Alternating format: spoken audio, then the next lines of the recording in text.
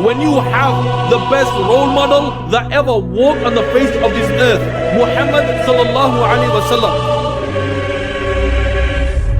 My brothers, from the battle of Badr, the Muslims are 313, the Kuffar are 1,000. The battle takes place and the Kuffar are crushed. From the battle of Uhud, the Muslims are 700, the Kuffar are 3,000. Yet again the commander is Muhammad sallallahu alaihi wasallam. The battle takes place and the Kuffar are crushed.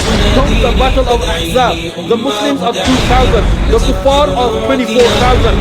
Yet again the commander is Muhammad sallallahu alaihi wasallam. The battle takes place and the Kuffar are crushed.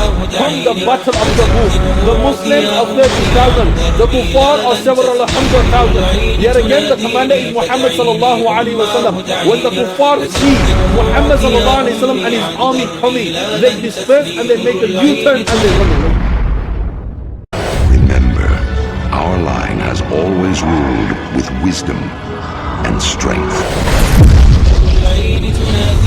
This is the role model that the whole world should be following. Muhammad sallallahu alaihi wasallam.